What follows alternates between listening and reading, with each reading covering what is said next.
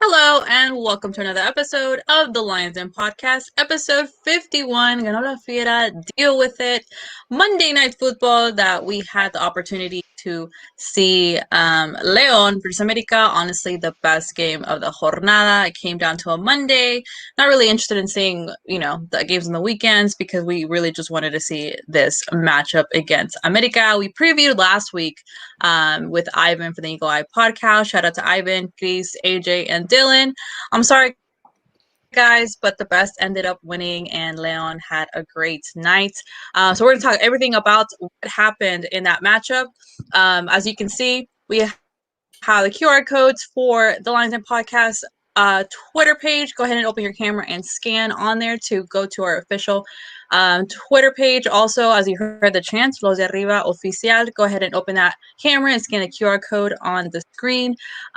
So yeah, guys, and we are streaming on both YouTube and Periscope. So hello, if you're seeing us from Twitter and YouTube.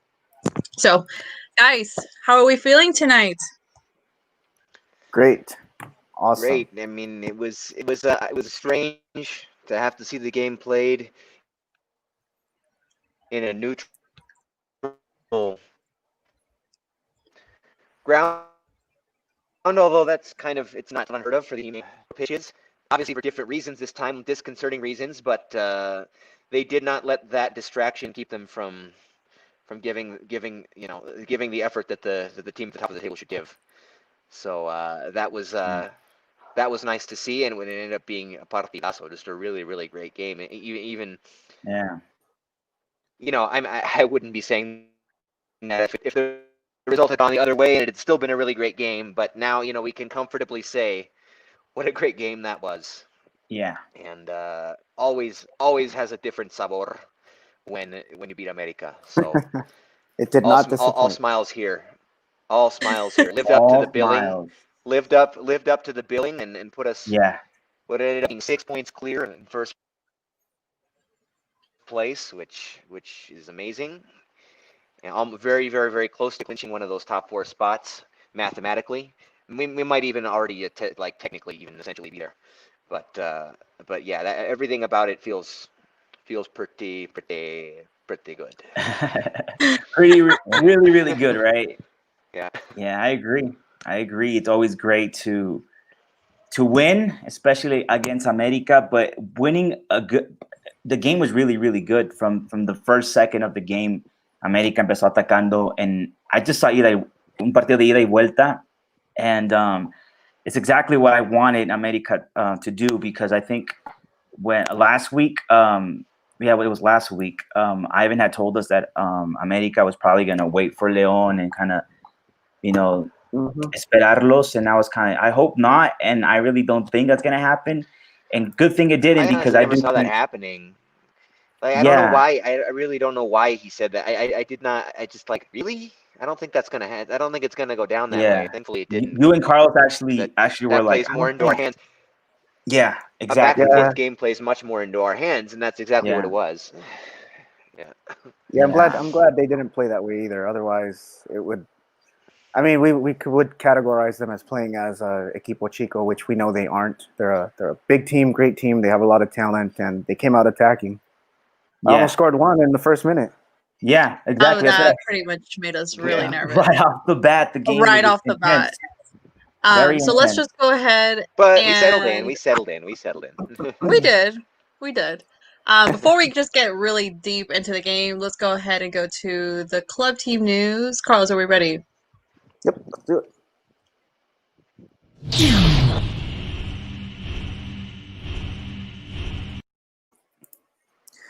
All right, guys. So last week we had 0 COVID cases reported on the team. This is like the first couple weeks. It's been a couple weeks since we last reported a COVID case on the team. There was a rumor going around that I think Osvaldo Rodriguez caught the Rona, but I guess it wasn't true because he started. Secondly, we had about what? About Osvaldo, because I heard that same thing, and then he starts, and I'm like, what's going on? Yeah, same here. All right, so secondly, we had Giardo Moreno and Ivan Rodriguez, obviously both recovering from injuries.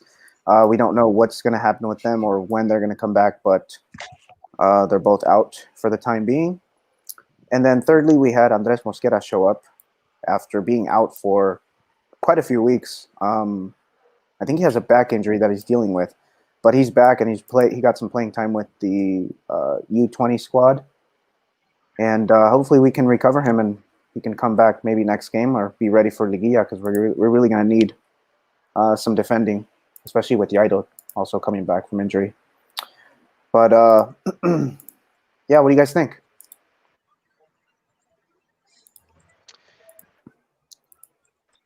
Anybody? Yeah. Oh, okay, I was going to say. Urge el regreso de I'm not an Osby guy. I've never been. I don't really know what they've ever seen in him. Any of the coaches that have had him on their roster, it's been several. He's been with the team. He's been with the team a few years, and his game is just extremely limited. That's why I was really hoping that Mosquera would be a little bit readier, but to not have to play with the sub-20, but like ready to play with the big club, because the options we discussed with moving Tecillo over to the left wing and having Mosquera in his place in the central defensa central, I think that's just a better option. I mean, I'm not the coach. Maybe they see something in Osby that I never have, but he certainly didn't show it against America. Like he was desaparecido at best, And Yeah. like that left wing is so important because we saw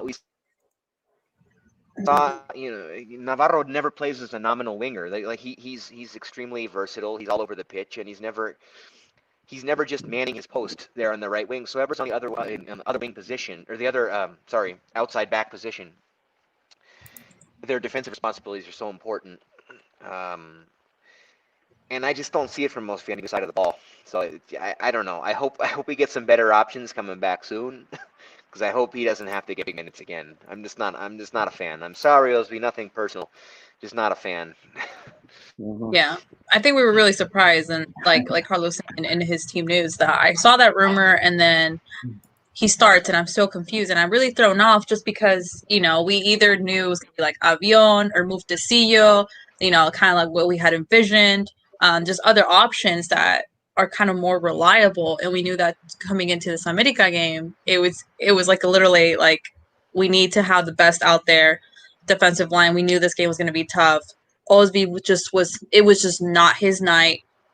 Actually, it's just really tough watching him just when he actually goes into the field, because to me it's just le falta. Like he's just not there, and that left back position is so important. Like Louis was saying, it's crucial. And if he's not at par with the rest, it just crumbles down. Yeah, that's what Louis said. Que urge el regreso de Giardo is. I agree. Oh, the legendary Jose joining us. Jose. What's up, Jose? Sorry guys, and I still haven't fixed it, but my camera is kind of messed up, and I don't think it's a camera. So if you see any funny stuff on the screen, yeah. There's like some orange. Yeah, it's just like your jersey looks like. Oh, that's the jersey. It looks like a brick wall. It's like a brick wall. Yeah, I don't know what's going on. Like yesterday was working fine, but I thought it was a Tigres jersey or a Pachuca. I'm like, what's going on? No. Yeah, kind of like a Pachuca. Nah. Yeah. Look, even this. Yeah, see, someone even said it looks like a Tigres jersey. I was gonna say, like, dude. No, I think what it is the yellow. Or your true colors are coming out, literally.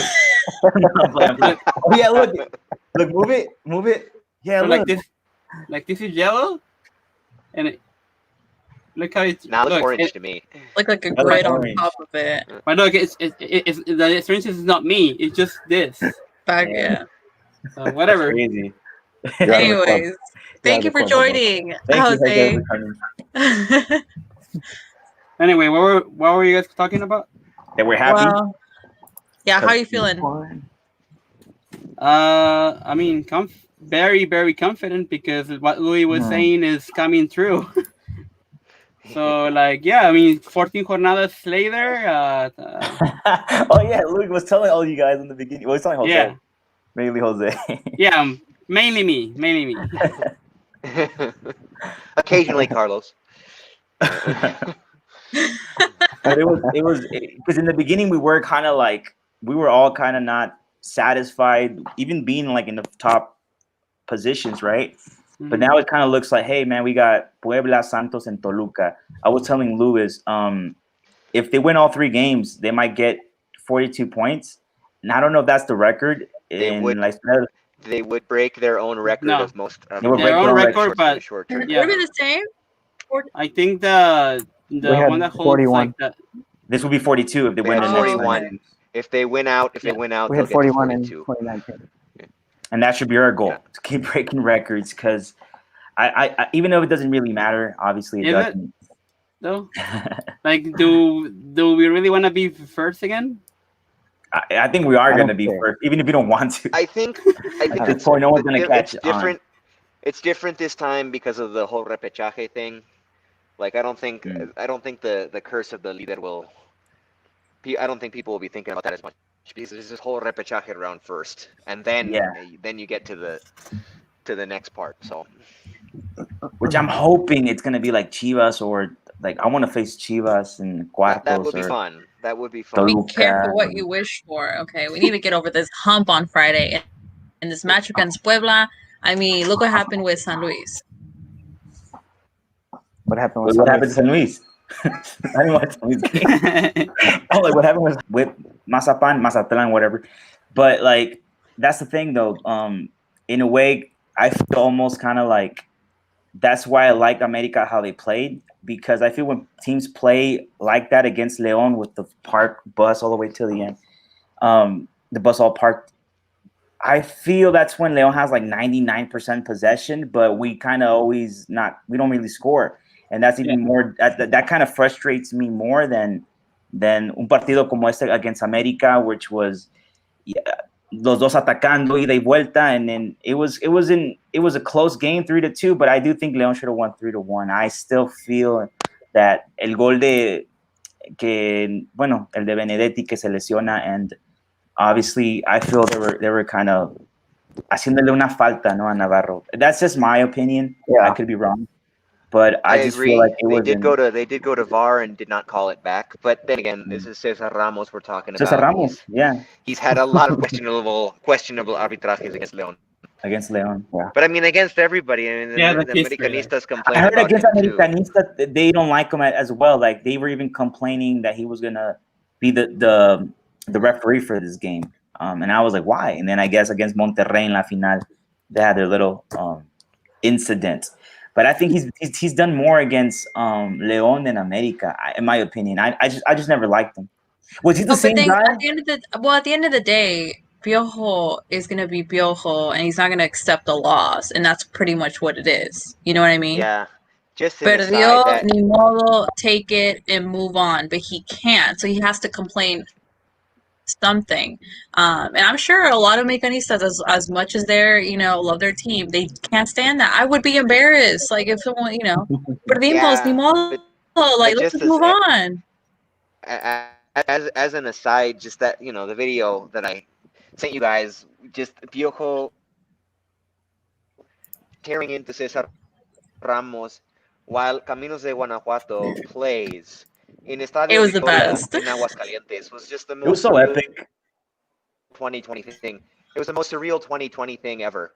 It was so weird though. Like it was in Aguascalientes, but Caminos de Guanajuato was playing and Piojo was yelling at Cesar Ramos. Just the whole thing was it was so, but cartoonish. They had like up close and personal coverage of the argument, and you could hear what they were saying. He was saying pretty much why did I get a yellow card? I wasn't even reclamando. It was like typical what he always says, but I thought it was like epic in the sense it looked like a sketch because it was like in Aguascalientes, Estadio Victoria. They were arguing, and out of nowhere it's like cue the music, and it was like Caminos de Guanajuato, right? And I was like, he must hate that song. I wonder how many times Piojo Herrera has heard that song. After obviously losing to Leon, he probably hates that song. Probably doesn't like Jose Alfredo Jimenez. Piojo's gonna piojo. Pretty much. Anyways, let's move on to the starting lineup. Yeah. Yeah. All right. So there were a few surprises in the starting lineup. I'll let you guys pick those out. First of all, we had Osvi, Barreiro, Tecillo, Navarro on the back line. Avion, Montero, with Pedro Aquino being the lone recovery man. And then up front, we had Gigliotti and Meneses. And then Cota on goal, obviously. But some surprises in there. What do you guys think? Yeah, I didn't know how he was going to address the left back situation. It wouldn't have been how I would have done it. And I would have put Avion back there, but you can't fault how he handled Avion, because Avion had perhaps his best game as a member of Club Leon, playing where he did. I like how you say that every kind of podcast. surprised a little bit also. Well, I mean, it shows his improvement. He always won. Yeah, he always won his game. Like, he wants to do better this time than he did the last. I was a little surprised to see Meneses start also. I think he's been great as a super sub. He scored pretty much he obviously scored in this one too as a starter. But I kind of just was starting to view him as a super sub, and he was really great in that role. So I was a little bit surprised to see him start, but obviously it worked out in our favor. Yeah. And yeah, I agree with Meneses not starting out like starting. Oh, sorry. No, I was just saying, other than that left back situation, you can't really make too many stringent observations, harsh observations about the starting lineup. I mean, that's pretty much what you expect to see. Yeah. Yeah, same here. Just the left back was kind of like what because I heard rumors that it was gonna be Meneses or even Avion, and of course Osvi. I also thought he wasn't gonna play, but anyway, I think it was pretty much just that, and also I'm not really surprised Nick Giller was in the bench, starting. And same thing with Meneses. It was kind of like I feel maybe Nacho Ambriz was like, okay, you've been subbing in and scoring and kind of in a way, getting your titularidad. And I think in that sense it worked out for him because he scored. So yeah, I think it was just pretty much the left back. Yeah, I mean, I guess you could say with the Osvi thing, like, there's something to be said for just slotting in somebody who's he plays the same position, and they don't have to shuffle around too much. Like, you don't have to change up the system too much. Change one for one left back, one nominal left back for another, and that's why Osvi was in there. I think he doesn't have that. He doesn't bring that much to the table skill wise. I mean, we're comparing him to Giardo, which you can't really do. Giardo is probably the best left back in the league, but yeah, I don't know. I just hope if Giardo has to miss significantly more time, I hope they maybe come up with some different. Well, what about Tecillo as left back? I mean, probably Mosquera and Barreiro. Well, that's what we kind of were thinking. Yeah. But how much time does Mosquera have until? Yeah, Mosquera. With Mosquera available, that would be my first choice for sure. But I mean, I'd expect him to get some minutes in the upcoming games because we're already 6 points up and we have some pretty easy opponents coming up. I mean, no disrespect to the opponents. No disrespect, but I agree. It's a pretty light finish, especially compared to the teams chasing us, our direct rivals. They got way tougher games coming up than we do. Yeah, but to be fair to Osvaldo, he doesn't really get a lot of playing time, so he's out of rhythm. He's young. His legs probably aren't underneath him. I mean, when's the last time he even got any playing time? I don't even remember. Yeah, and then you suddenly ask him to just start in that left back against America. So I don't know. Maybe he does have a little more potential in him. We just have to give him some playing time and just be patient with him. Yeah, he's definitely not a titular. He's like a backup in case someone like Giardo or Tecillo can't play in that position.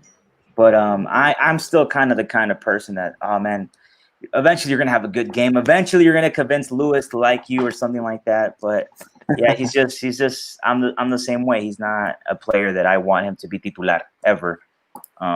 Because we have better options. We have better just because we have better options. Not because I hate him or anything against the guy, or I think he doesn't have any skills. I just think I feel even probably someone like Meneses or Avion could do a good job there too. But again, maybe it's the other thing you're saying, Carlos, that maybe he just needs more time. You know, he's no tiene el ritmo. Yeah. It could be that too.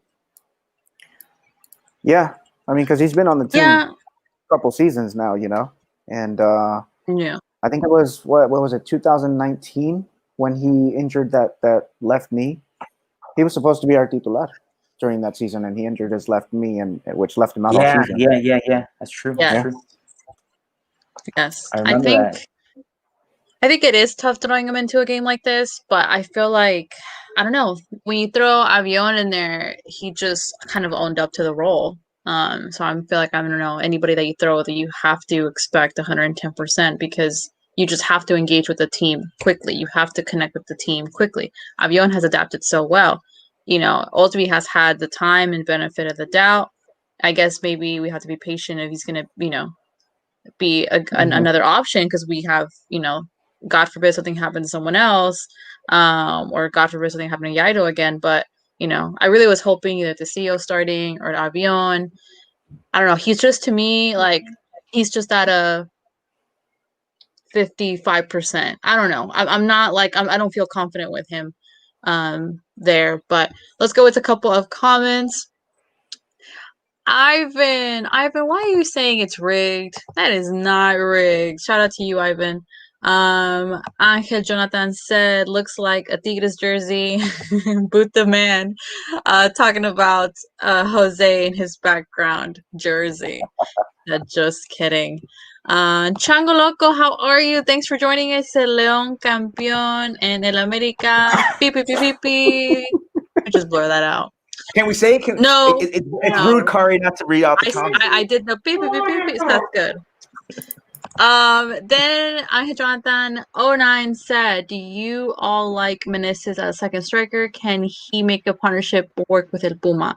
I think El Puma Giardo had a terrible night. He looked really frustrated. It just wasn't his night. What do you guys think? I don't think he looked quite as bad as... I don't think it was his night. I don't think he looked quite as bad as you guys probably did. I don't know. Pero le echa ganas. But he's definitely... He's definitely kind of hit or miss, for sure. Well, I was impressed by that. Like, the determination. I think it just wasn't his night. But I do think maybe Meneses... I think that's where we're still trying to find el mejor socio para el Puma. I think it could be Meneses. It could be Nikiller. I don't think it's probably going to be Campbell. But I like Meneses. It's interesting because I like Avion Ramirez a lot. And I think he can play in la posición de Meneses perfectamente. So, and I think Meneses might be more dangerous maybe behind Puma. So that's a good question. It's the first time we saw it. But yeah, like I agree. I didn't think Puma had a really good game. He looked very frustrated. And he had one clear opportunity that he missed. I thought he should have put that one in. Towards the end? Was it towards the end? Like 60, 70 minutes? Yeah, I remember it was in the second half. Yeah, second half. Yeah, he had a clear one. Yeah, but I agree. He underperformed. I don't know. It was a pretty open game, so can't really say that America was just sitting back and closing the gaps. I mean, even Fernando Navarro found an open gap and scored a goal. So yeah. I don't know, Gigliotti. Yeah, that's exactly. That says a lot. Because I mean, Navarro is like what is he, man? Like a lateral, contención, medio atacante. He's everything. He's a very interesting player, and I telling you guys, he's our secret weapon. Yeah, for sure, he's a secret weapon.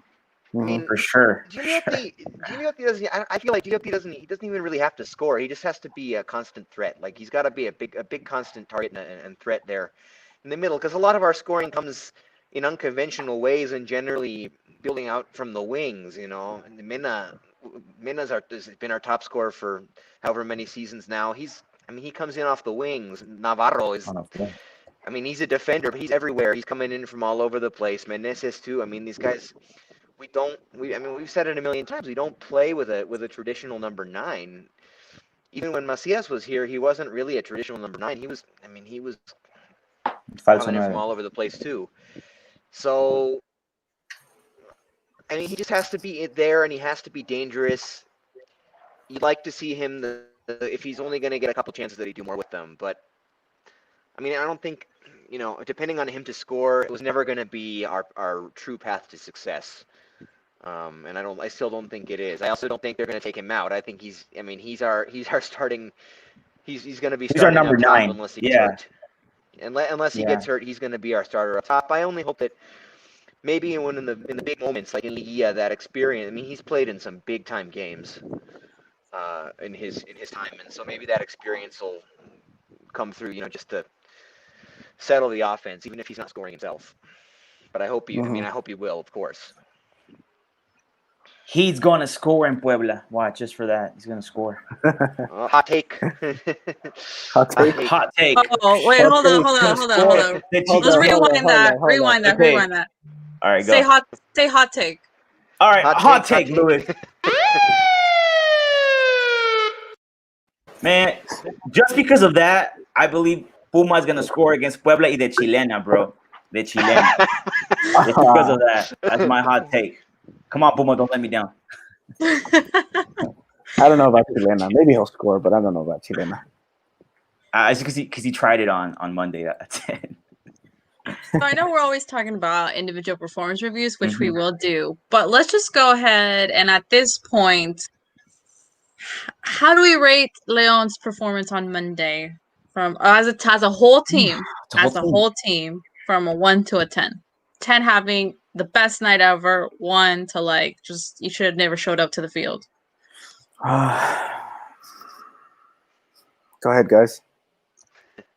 Go ahead, Jose. Jose's been too quiet today. Go ahead, Jose. Yeah, Jose, it's your turn. Oh, wait. Oh, your mic, Jose. I don't think Jose can't hear you. Jose's mic yeah. off, though. Sorry, I muted it. So, That's a good question, by the way. I'm gonna play safe. Play safe. Let's see. Yeah, I'll go somewhere in the middle. Yeah, let's go with 8. I mean, they had a at the beginning, we know it's since it's the same story with Leon, and that's what that we don't like that they do that. It took us to be 2-1 down in the score to come back 3-2. Do we really have to do that every time? That's my only complaint. And there were some instances that we pecamos de desatenciones, and that's all it took, bro. And then defensive errors, and those, for me, this was a pre-liguilla match. This is what we're gonna see. De liguilla, you're right. Yeah. So yeah, we're pretty much in the pretemporada de liguilla right now. That's what the rest of the season is. Yeah, I agree. No, I think you give it an 8? 8 is fair. I think 8 is fair. I think that's a pretty good score. Take away 2 points for those two goals, both of which I think were pretty avoidable. I was being generous a little bit, to be honest. But I will say, they responded immediately going down 2-1. Which is good. Immediately. Mm-hmm. Unlike in Querétaro, where they kind of made us offer to the last 10 minutes, and then they responded. Yeah. In chinga. But this time it was I mean, they responded right away, and I was really kick him out. Yeah, I haven't cursed. Come on. No, it's because I'm whoa, you can say that. That's not swearing. You can say that. Now I can say so many other things. That's not swearing. No. That's everyday conversation in Mexico. Yeah. Well, playing Kari, I'm that's playing. everyday slang conversation. You're right. That does not count. You guys can get out of here with that. That yeah, it really doesn't count, really. But but anyway, I do think you're right about the los goles que los metieron. I didn't like the second goal that they scored on us for obvious reasons. I think that's like, why are you doing that? Why are you playing like that? Esto es como que te digo, pecar de soberbia. I think it was happening in that moment. El primer gol de ellos, it was de pelota parada. So that kind of, I was gonna cuss. That kind of bothers me a little bit because I don't want esos tipo de desconto. But I mean, it's because Louis started it. Anyway, I did not start anything. So I was gonna put 8, like give him an 8 or a 7 because Louis. Because I do think it was one of the best games I've seen León play in the torneo. Where me siento satisfecho, mainly because la reacción, obviously, the reacción was inmediata. Like Louis said, it was immediately. And in the third goal from León, golazo, because I just love what Mena did. And of course, I just felt that Chapo had to score so it could just be established that, hey, man, this is our MVP. But what I loved the most was cómo mantenimos el resultado de una manera where it didn't feel like we were satisfechos con el resultado. We were still trying to make, a fourth or fifth maybe. But we did something that I think is very essential come la liguilla, which is totalmente tener control del partido y que se acabe, 3-2. Because I thought maybe after that they were going to park the bus. León was, but it wasn't. I think they understand that their best defense is attacking, and I think that's why I'm just going to give them an 8.5. Los errores fueron garrafales, no, pero I think the fact that que mantuvieron el resultado 3-2. I think since the 60th minute. I don't know when Chapo scored, but that to me was pretty interesting. And it's kind of like if it's against America. I feel very confident that they might be able to do with any other team because I don't think America is that far away from el nivel que tiene Tigres o Cruz Azul o Pumas, which are pretty much the only teams that worry me in la liguilla, unless la profecía de Luis comes true and like an Atlas or Puebla becomes el coco de todos when they qualify in Pantazo, but hopefully that's not the case. Hopefully León plays, but yeah, you're right, Jose. We shouldn't be down or at any point. I think they'll surprise people in the repechaje, but I'm not worried about them. Atlas, Puebla or Bravos. Yeah, the Atlas and Puebla could surprise people in the repechaje, but I'm not worried about them like against us. No. It's a good question from Anchor Jonathan 09. Let's finish with Louis and Carlos's team performance review, and then we'll go to that question. Yeah, I agree. The 8 is good. Between 8 and 8.5 because I think that our best game of the season this season has been against Pumas, and then our second best game was this one against America, where everyone looked good. Everyone looked solid.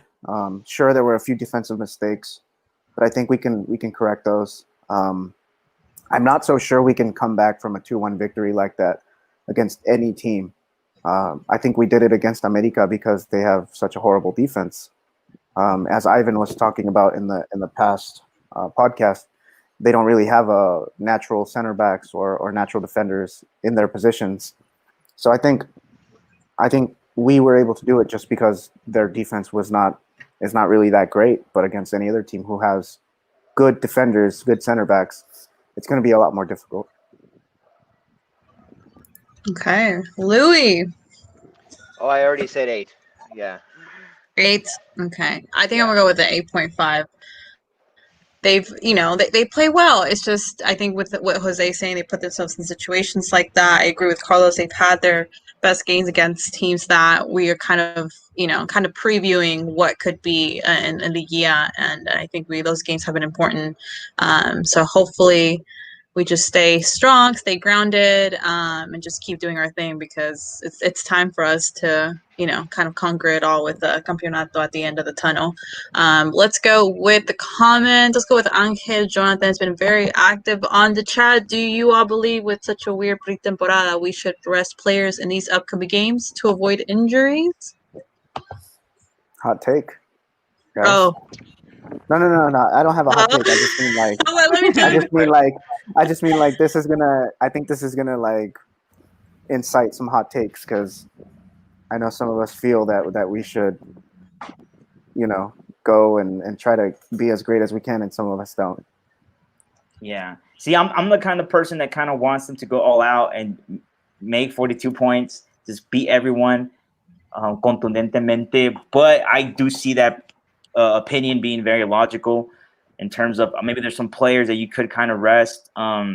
Maybe Who would you rest? Who would you rest? I would probably want to rest Chapito because they keep hitting him. You know, yes, exactly. It really makes me mad. Yeah. It makes me mad the way they know they can't stop him any other way. And that, and then that the last one could have been I think a long injury. We could have he could have been out. So right. How long do you rest? How long do you rest these players? Like, what's a solid like rest? Is that like one game, a half, cut 30 minutes? Like, how do you know? Yeah. Or how much do you rest a player?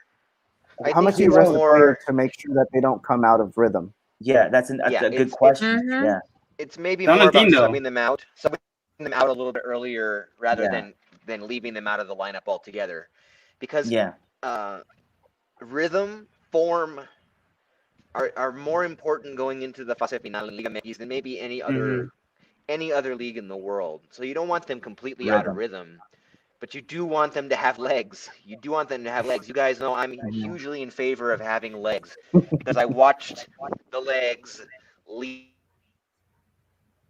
our team all through that playoff run in the magical season of the Clausura 2019.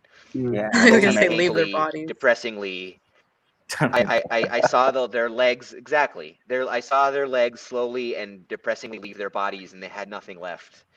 So, from my point of view, there definitely is something to be said for that. Look, if we win against Puebla, if we beat Puebla, I think we are assured of either a top 2 finish. Definitely top 1, bro. Yeah, but thinking in the short term for the last 2 games of the season, how we want to manage the roster. Yeah, you never know. Like we're guaranteed a top 2 finish if we beat Puebla. So it certainly is something to consider, especially with the 5 substitutions you can make now. Get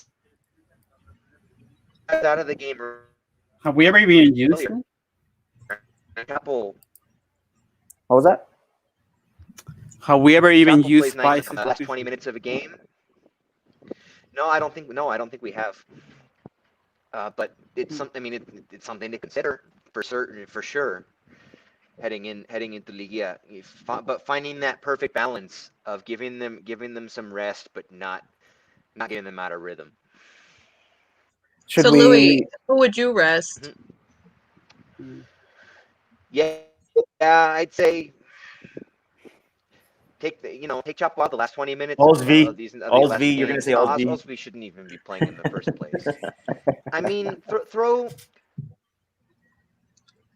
Campbell out there. He's hardly played. His legs are fresh. He's not going to be suffering in Liga.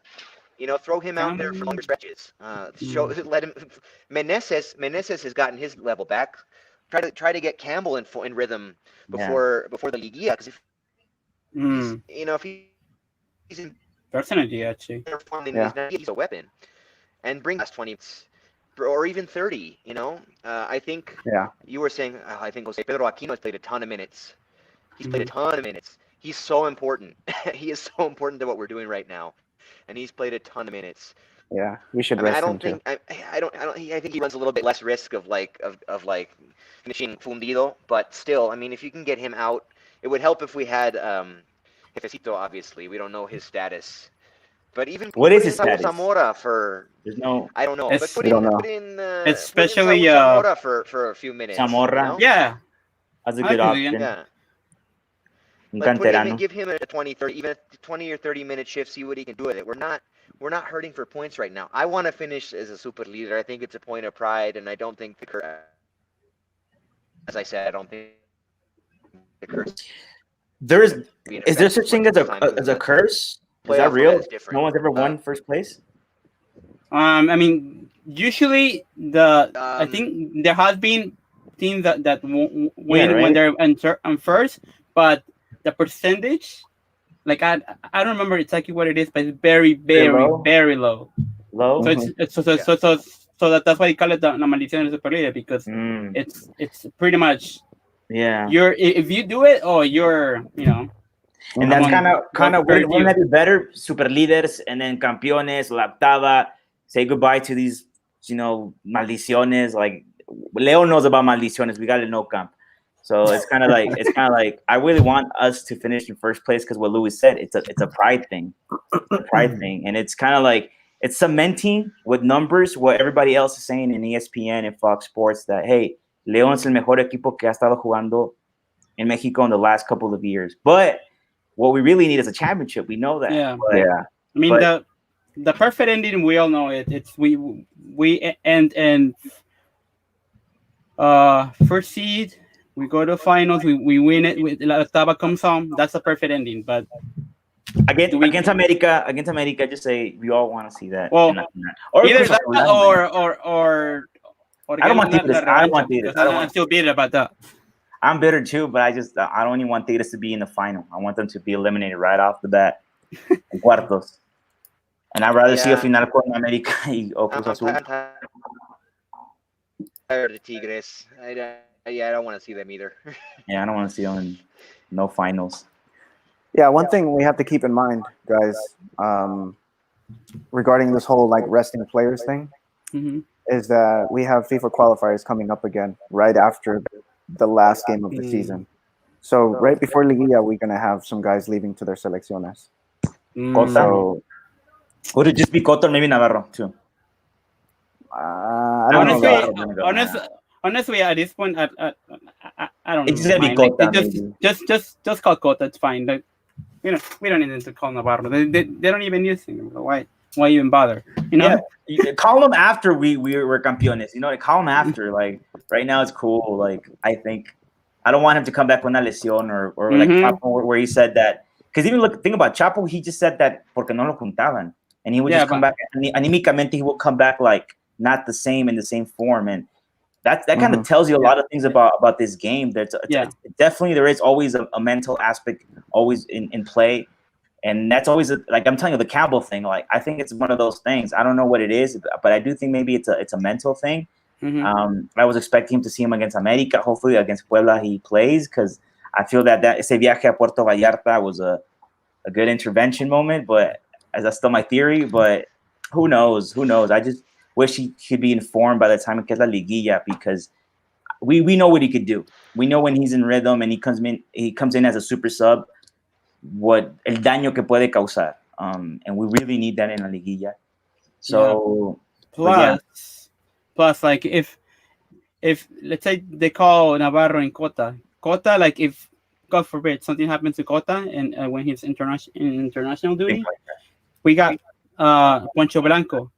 But if something happens to Navarro, I mean, we got Avion, but like then there's no replacement for like what Navarro does. So, what he brings. I don't want to think about that. That's what I mean. Yeah, I don't want to think about that. So we're better off than just calling Cota, to be honest. Yeah, I don't think they're gonna call Cota up again. He had kind of a bad game. The defense, the defense as a whole had a bad game against Algeria, so I wouldn't be surprised if they don't even bother calling Cota up again because he started and it didn't look good. So hopefully they don't call him up. That'd be the best. Yeah, I mean, I think if Navarro say, what do I have to focus on? He has to choose Leon. I mean, honestly, right now at this point, yes, is great, and obviously we've always said this. It's just people are really opening their eyes to his capability on the field. But right now, Leon is important. A campeonato is important. Let's just stay. There's no need for him to go and come back, and no, I don't know. That's just what I think. And I want to add one little thing about la selección y los jugadores que son llamados. We all know que es un orgullo, and I think León should never be criticized as an institution que no quieren que vayan sus jugadores, because I think we all know that when Macías left in las semifinales, that really hurt us. And it's not like we're not trying to apoyar la selección and we're trying to como le hacemos como el fuchi. No, it's just that we really want to capitalize on the last 2 years of a team that's been playing very well, and we don't want to give any advantages. I think right now calling players de León como un Navarro like what Jose just said, it would be horrible if something happened to him, because we would have no solution to kind of cover the right back. And also because what Navarro brings to Leon and atacando, you know. So I think for right now, I would kind of wouldn't like maybe Cota. Really, I don't mind Cota. But other than that, like, I think we're good. Like, you haven't been calling any Leon players for like the last year or two. Why start now? Right now, we're about to go into una liguilla, and I do think that we need to be dead focused, laser focused, and the objective, which is La Octava. Yeah, I think we're focusing a little too much on Mexican players right now, because we forget that South American players are also going to get true. That is true. We forgot. I forgot about that. We have Mena, Meneses, and maybe Giardo, Aquino. Definitely Aquino, Meneses, and I don't think Giardo. From what I heard, Giardo might either come back versus Toluca or when we're in the liguilla. So I forgot about our extranjeros, nuestros sudamericanos, because yeah, you're right. We were talking about how when Giardo got hurt. Wait, no, he got hurt. Who got hurt first? El Colombiano, right? And we said, oh, that could have been Giardo. And yeah. Then Giardo got hurt. Yeah, so Giardo got hurt, didn't get called up, and his replacement got hurt. Yeah, see? I'm telling you guys, that's why I don't like these. Karma. Man. I only like watching selecciones en los mundiales, bro. when it's like right now, like when it's with Leon, like, yeah, man, like, but you know, for sure, Mena's going to be called up. He's very important, I guess, for Ecuador. And Ecuador's playing very well. Yeah, plus the last game, I at least like from the time that he's been in Leon, I think the last game was probably one of his best ones, or his best one, that one that he had with Ecuador. So yeah. There's a lot of fans from Ecuador that are like apoyando a la Fiera, because they love Mena. Yeah, definitely. Definitely. An Eminem victory night, and just in regards to just all the whole team. So good win. Very interesting Monday Night Football. But at the end, we came out victorious. Let's go ahead and move on. Javier will have his history segment next week. He has some good stuff coming up. I promise. Don't promise. It's always bad. Let's go to Jose. Okay. So the only thing I don't have are the last two that you sent me, because I'm having issues, but the rest of the graphs I have. You mean like the one that looks like a pie? Yeah, those pie ones. we transfer's not working with me right now. Okay. I can just like say what it is, I guess. And okay. Do you have one like the one that I make for Meneses? That was like the very, very last one, I think. The very last one. If not, I'll just say it, I guess. Why is it as a background? Okay, hold up. What happened? I think I accidentally uploaded one on the background. I was gonna say, are we like in the way of the graph or something? Trying to get out the way. Yeah. If not, well, I'll just say it, I guess. So just start with the last 5 seasons, and it's like the number of times a top seed. Oh, no. You want to start with that one? Well, either one. We're gonna get through all of them anyway. It's fine. I think one of them is repeated. So it's okay. So far, same thing that I did last time. So Leon, you should right now after 40 matches. This is the winning streak. So right now, we have doesn't look right, but it's a 5-game streak. And the Guardianes and Clausura, obviously because of the pandemic, it's stuck at 3. The Apertura 2018, we have a 2-game winning streak, and then the Clausura, well, that's de los dos victorios. Back then, for the 40 matches, we have 11. Apertura, 2-game streak. Clausura 2019, 2-game streak. So right now we're like best streak since the Clausura 2018. So good times, and I think it's a very positive sign going into Liguilla. Good. Either just hit either one. Yeah, there you go. Whichever one. So so far after 14 matches, we have, what is it? Maybe I should have put the Excel. I can't even tell. If I just go back to the.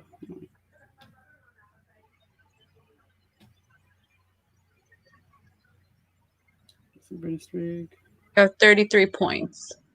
Yeah, there you go. I got it.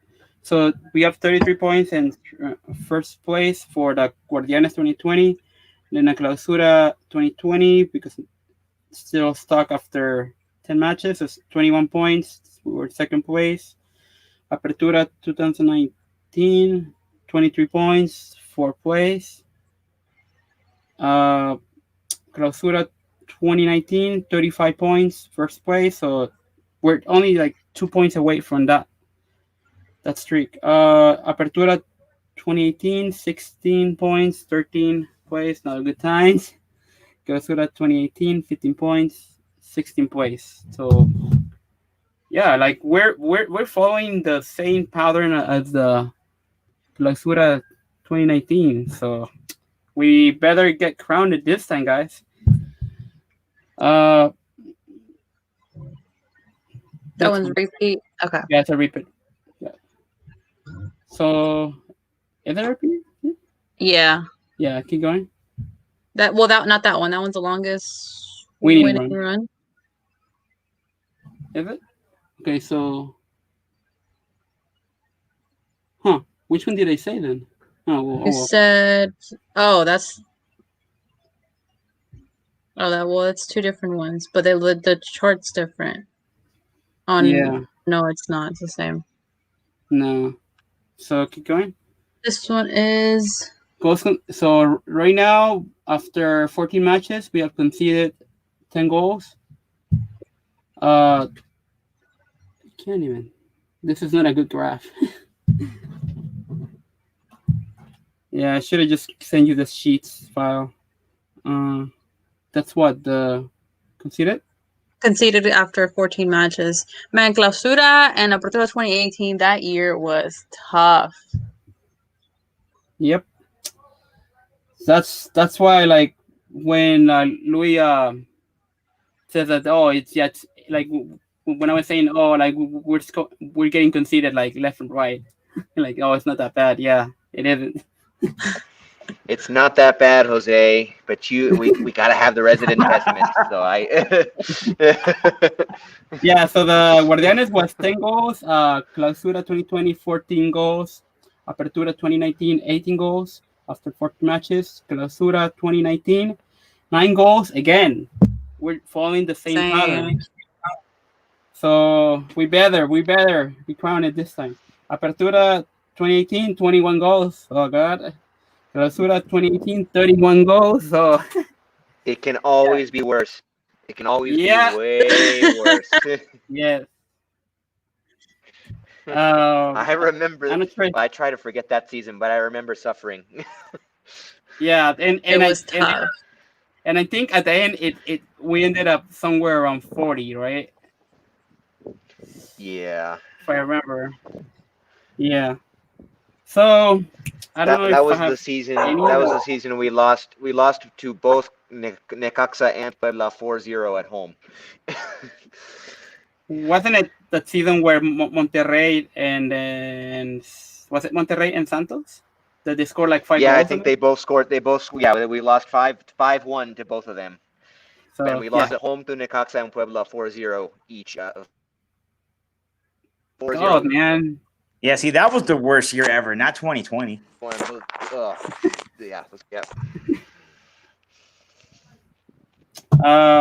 And you don't have any more, right? So I just gotta say them. Goal score, yeah. Okay, so goal score. And I have the last 5 seasons, number of times at top seed. Okay. So, I mean, you can do that. The previous one. I don't think I said that one, did I? The goal score. I'm not. Yeah, we'll just go for it. Okay. Here. So for the Guardianes 2020, right now we scored 21 goals. Clausura 2020, 23 goals. Again, only 10. It was 10 or 11 matches. Apertura 2019, 28 goals after 14 matches. Clausura 2019, 33 goals. So, I mean, we're underperforming in the goal department. So hopefully, like we were suggesting, hopefully those goals come in Liguilla. So Apertura 2018, 17 goals, and Clausura 2018, 19 goals. And you can go ahead to the next one.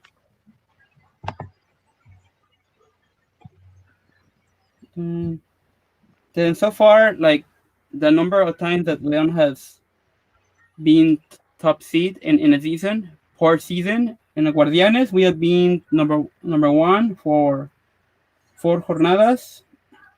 Clausura 2023, Apertura 2019, interestingly enough, 0, but that's because the match we got, I think it was second. Clausura 2019, 8 matches. And Apertura 2018, 0. So, again, we're following that same pattern, guys. So, and just for the Jimenez's one, so I'm sure Carlos knows already, and you all probably do. But Jimenez has had his best regular season since he came to Leon. He has 4 goals now on the Guardianes, and then the Clausura he has 5 goals right now, and then the Clausura he has 4 goals. Then the season previous to that was Apertura. He has 3 goals. Previous to that, he has 4 goals. So he overcame his personal best. So, and better yet, approaching Liguilla. So that means he still got those. Hopefully, some of those goals saved up. Awesome. This is Meneses. The Menace is on the field. Is that all, Jose? I think just the one for the Puebla. So the pie charts that I couldn't upload, but you can say them. Yeah. So far versus Puebla in the last 9 matches, we have 5 wins, 1 draw, and 3 losses. Then we have 14 goals in favor and 11 conceded. So it's I would say it's pretty even, and usually Puebla, it's kind of it could go either way, but usually we struggle versus Puebla.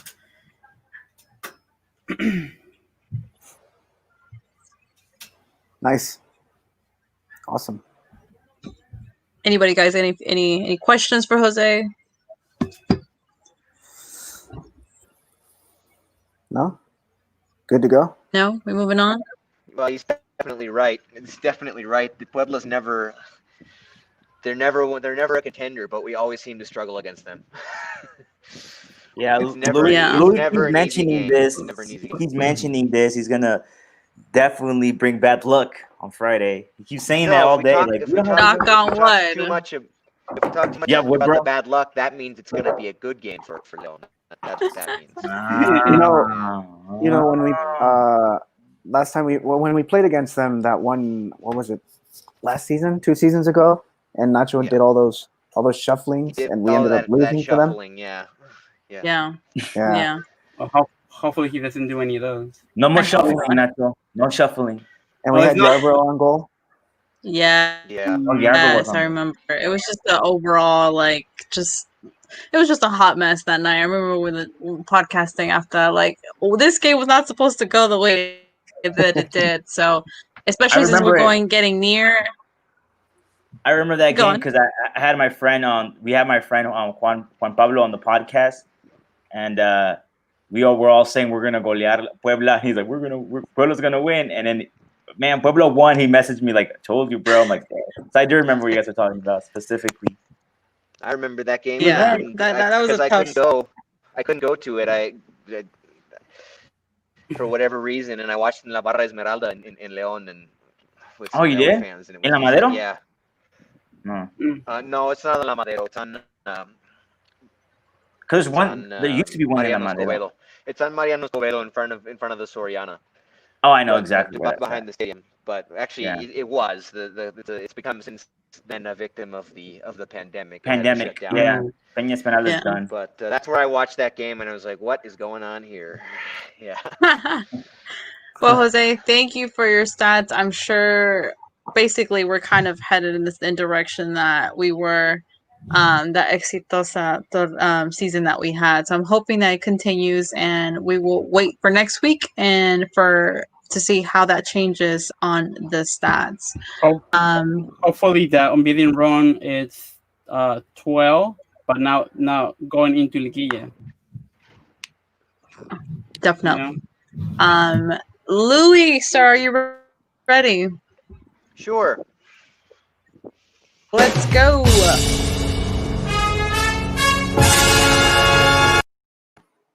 And why does Louis always have the cool intro? Yeah. So Puebla, it's one of the destinations I have been to the fewest times to see León. Most of the other Liga MX destinations are either in or already approaching the double digits in terms of times visited. But Puebla, for whatever reason, especially against Puebla, I went to Puebla 2 other times to see them play against the rest in peace Lobos WAP. And then I also saw one León Puebla in the Estadio Olímpico de la UAP when the Estadio Cuauhtémoc was being remodeled to look as it does now.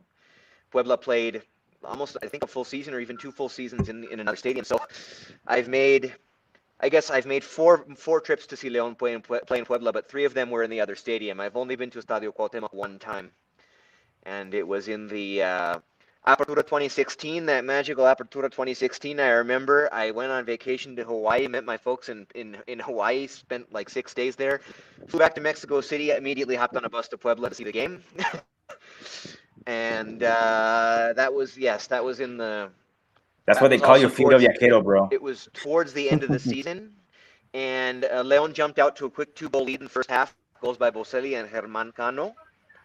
And they ended up conceding the tying goal like almost in stoppage time when Giardo conceded a stupid penalty, just a really, really stupid penalty, and we ended up drawing 2-2 in that match. And I was really, really disappointed because that season we basically needed to win all of our games down the stretch to have a shot at Liguilla, and ended up needing that miracle goal from Burdizo on the last day of the season to make it.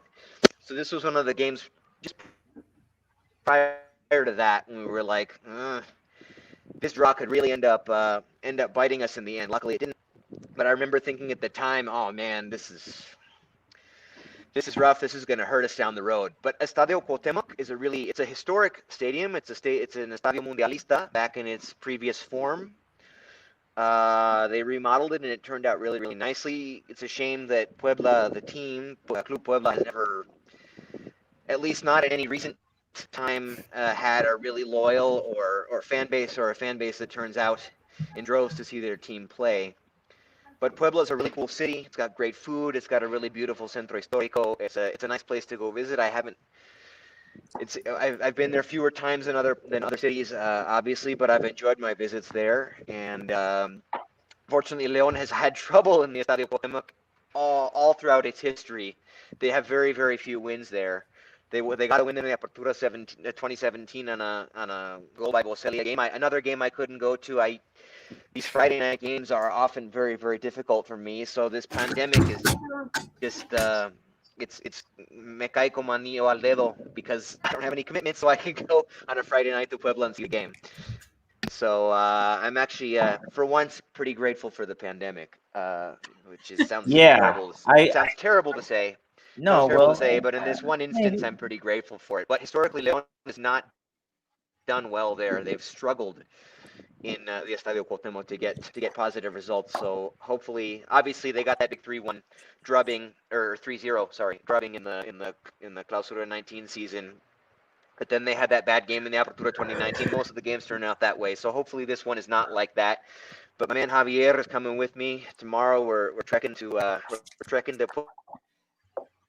Puebla. We'll be there in the stands. We'll document it as best we can. First time months being able to see León play. There's some kind of really weird feeling about it. I never thought it would be in Puebla. For some reason, I just didn't think it would be in Puebla. I didn't think it would be at Estadio Cuauhtémoc. I didn't think it would be under these circumstances. But it is what it is, and we'll document it as best we can. Hopefully it'll be a lot of fun. Hopefully we come out of there with a win. Yes. Definitely. Yeah. Thank you, Louis. We'll see how that experience goes, and hopefully next week return with kind of some feedback in your experience of returning to a match in this COVID time. I know Chango Loco got ahead of himself, so let's just go to our prediction time video courtesy of Louis. Let's hit the video. Prediction time, prediction time, prediction time, prediction time, prediction time, prediction time.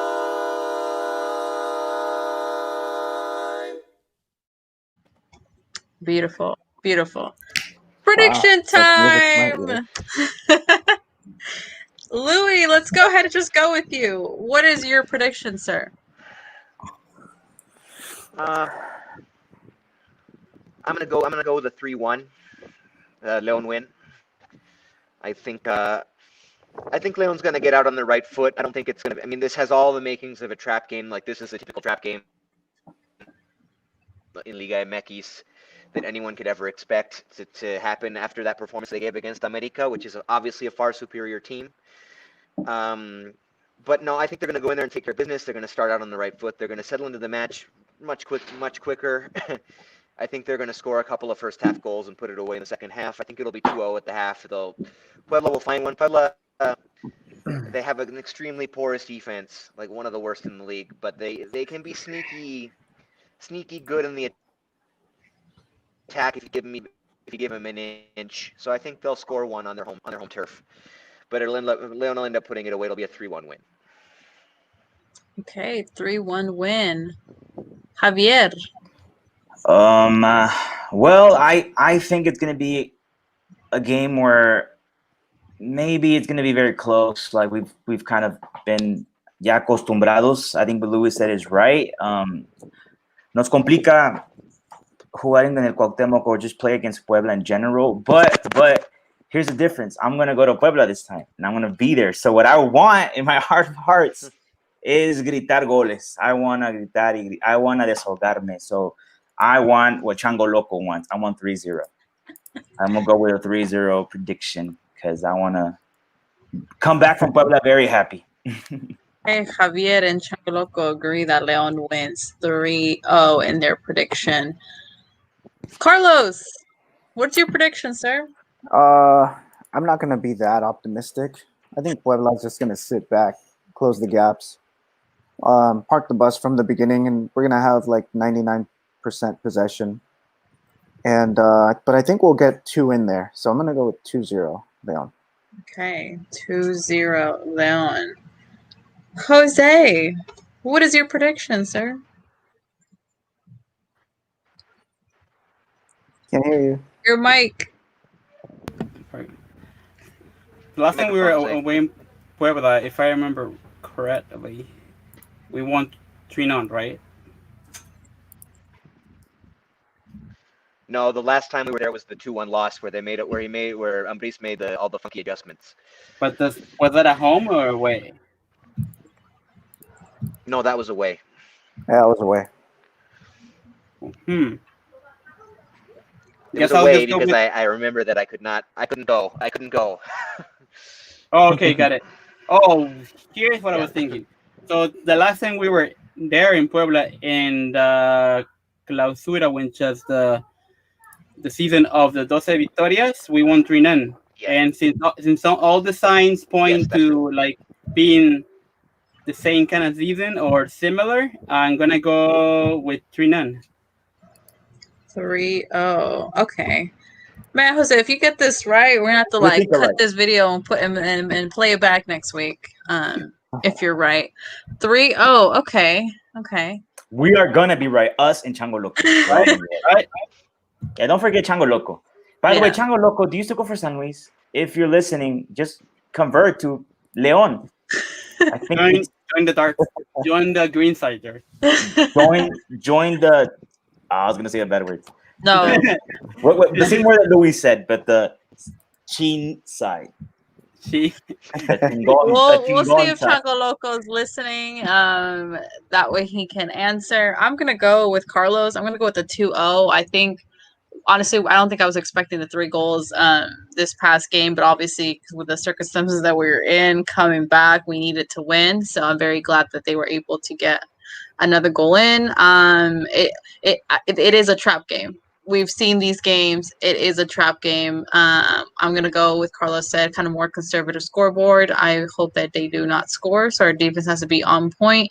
So I'm going to go also with a 2-0 victory a favor de Leon. I'm hoping El Puma gets a goal in, and with one of the M&Ms, which are many M's, so whichever M wants to score that night, that would pretty much sum it up. Hopefully Meneses, but yeah, those are our predictions. He says, I have family in San Luis. We're talking about you, Chango Loco. You. Well, look, Chango Loco, we are your family now. We are your family. You are. Ya eres de la Fiera. You probably don't know it yet, but you're a Fiera. I can tell. Yeah, that 3-0 prediction is very Fiera-like. I like it. You stick to the reality of what's going on in the Liga MX world. That Leon is the team that plays the most beautiful football. If you guys have not read Tom Harrison's article regarding all the style of plays in all the teams in Liga MX, fresh article, must read, especially if you're a Leon fan. Talks about kind of how El Domador Nacho Ambriz and his style of play, very European-like. Go ahead and check that article out at Tom Harrison's Twitter page. Lots of good stuff, lots of good content if you want to know everything about style plays of other teams. Chango Loco said, okay, heart. There you go. You guys made the chemistry connection. Yeah, I'm really good at convincing people. I don't know. Calling them up and just, retracting what they said originally. It's like, anyway, continue. Sorry, Tom Harrison, does that guy really know his stuff? Does that Tom Harrison guy really know his stuff? I don't know. He knows his stuff. Sure does. He sure does. He sure does. But I am being facetious. Yeah, guys, this concludes. Maybe I'll tag his a piece of article next game, next podcast, so we can kind of look at. You know what? I'll do that especially for our next rival. That way we can kind of. I'll give it a read because what you mentioned about his style being European, and I'm like, yeah, man, Nacho Ambriz, he was in Europe with Aguirre, and I do think when they talk about la mejor selección, which was with Menotti, Miguel Mejía Barón, the 90, el capitán de Menotti was Ambriz. That says a lot. And I know Ambriz learned a lot from him, and he's always talking about Bielsa. So that's what I love about look, when Ambriz came, I'm sorry, I just want to talk about Ambriz for just a second because I felt people didn't want to give him the benefit of the doubt, like, oh, Ambriz, because we were kind of wanting like an Almeida, but I was kind of more like, he actually played before in León, and I think he's one of those coaches that as a player, he was phenomenal, great leader. And I always like his style of always trying to change. Even the whole Giardo que lo puso de lateral. You think about Osorio when he was coach of Mexico, and he was pretty much saying, no, if you're a left back or if you're a right back and you're left footed, you can never play that, or you're too short. Navarro is like the you know what I mean? Like what he's done with León in his formaciones, and the way that his creatividad a veces, because sometimes I feel like, hey man, don't shuffle too much, like you guys were saying. But he has this way of looking at football, very European. Like that is very true. Constantly changing, formations depending on the rival. So I'll definitely check that out because I'm a big lately I've been becoming a big Ambris fan. I have. Mm-hmm. Yeah, like legit. Yeah. Like I think, And that why not article him for that is position? yeah. No, yeah, definitely. And that article is all in Spanish. So you guys Spanish listeners, go ahead and check that out. Spanish content. I'm calling it's not even an article. I think it's a chapter, but Tom wants to call it an article. But it's really good content there. It's like a 16-minute read. But 16 minutes of your time during the day. Check it out. Make sure to tag us on it so we can give it a like and retweet. Yeah. Yes, I will do that for sure.